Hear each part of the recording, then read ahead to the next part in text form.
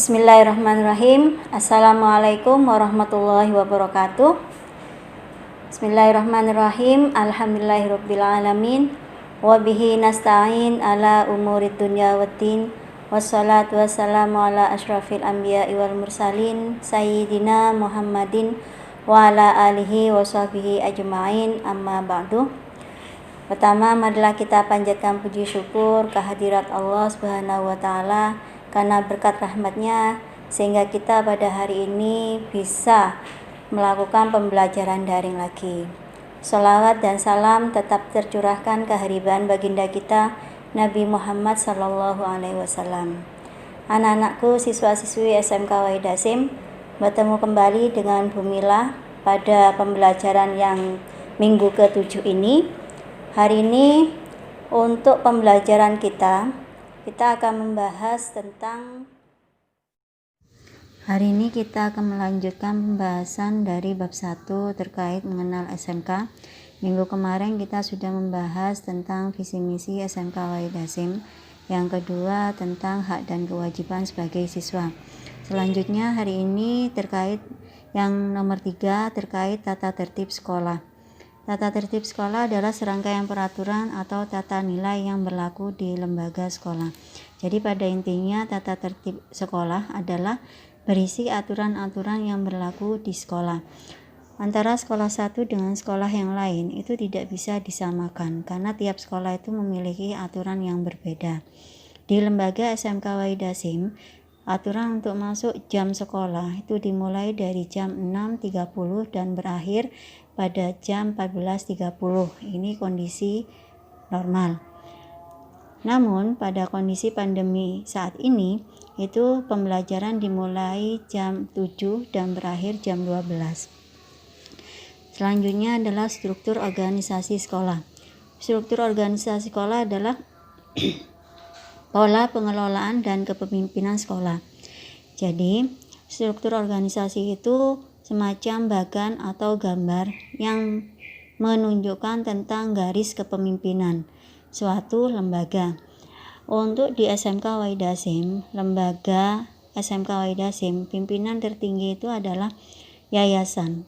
Kemudian di bawahnya lagi itu ada direktur, di bawahnya lagi ada unit kepala sekolah SMK, kepala sekolah SMA, kepala sekolah SMP.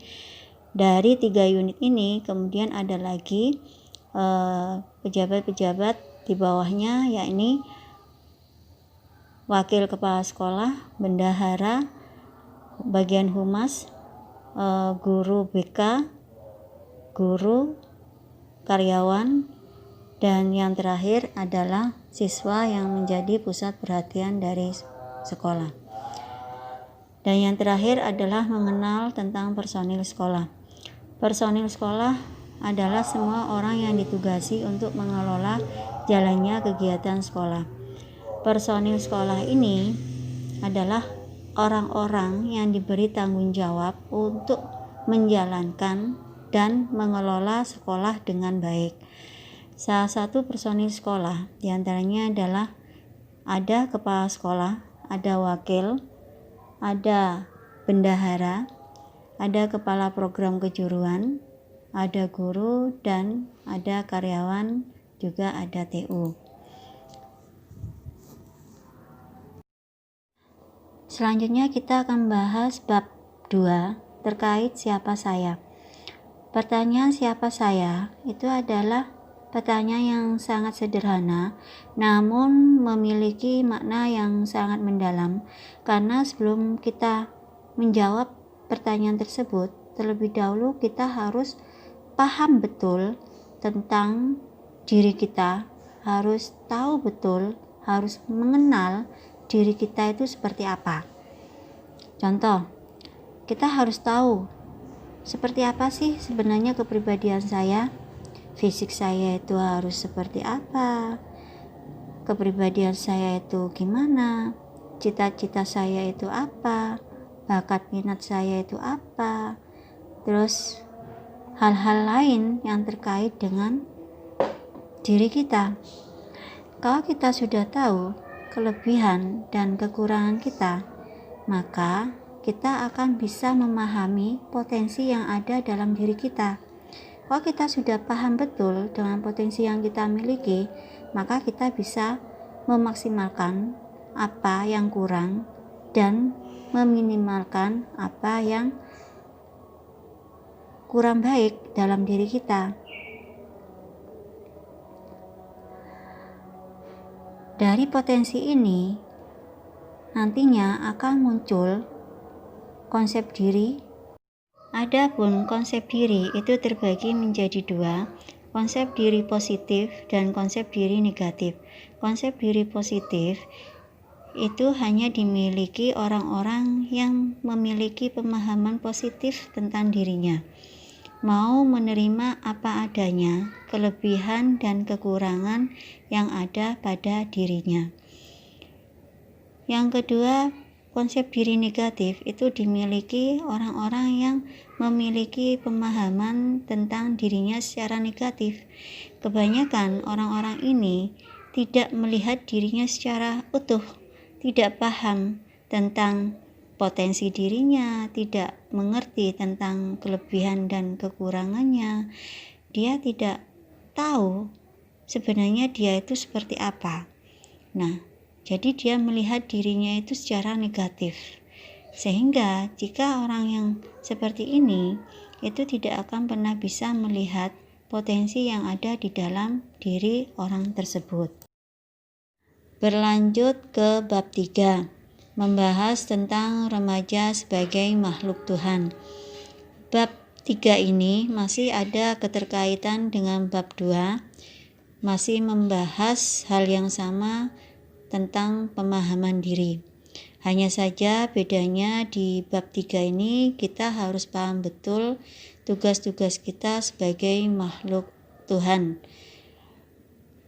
Untuk bisa memahami diri kita itu harus tahu sebenarnya kita manusia ini diciptakan Allah di muka bumi ini.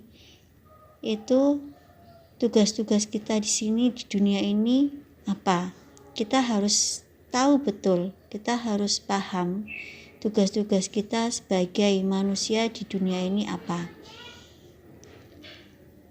Jawabannya tugas kita di dunia ini adalah beribadah.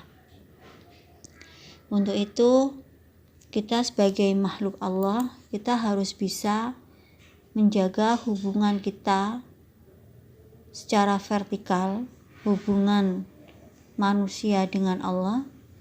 Kita juga harus bisa menjaga keseimbangan hubungan kita secara horizontal, hubungan manusia dengan sesama. Dari dua hubungan ini, kita harus bisa sama-sama memaksimalkan, harus bisa berjalan imbang, harus balance, tidak boleh ada yang kalah salah satunya. Untuk hubungan vertikal bisa kita lakukan dengan beribadah, menguatkan diri kita dengan ibadah kepada Allah melalui kegiatan-kegiatan ibadah seperti sholat, berdoa, zakat, dan haji bagi yang memiliki kemampuan finansial. Untuk hubungan horizontal, hubungan kita sesama manusia, karena kita ini adalah makhluk sosial, kita tidak bisa lepas dari kebutuhan kita terhadap orang lain. Kita harus bisa memperbaiki hubungan kita dengan sesama kita. Apapun permasalahan yang kita hadapi di dunia, kita harus bisa tetap melakukan kebaikan. Kita harus bisa memperbaiki hubungan kita dengan sesama manusia. Meskipun misalkan ada yang kita sangat tidak suka, tetap harus kita sambung silaturahmi, tetap harus kita memperbaiki hubungan kita, tetap harus berbuat kebaikan. Itulah inti dari tugas-tugas kita diciptakan oleh Allah di dunia ini. Selain beribadah kepada Allah, kita juga harus bisa melakukan kebaikan-kebaikan untuk bekal kita di akhirat nanti. Bagaimana penjelasan tadi terkait dengan materi yang telah saya sampaikan? Apa ada kendala? Jika memang ada beberapa permasalahan yang mungkin kalian belum pahami, silakan kalian menghubungi Bu Mila lewat WA pribadi. Silakan bertanya tentang hal-hal yang perlu kalian pahami. Untuk materi kedepannya kita lanjutkan di materi selanjutnya. Demikian apa yang saya sampaikan hari ini.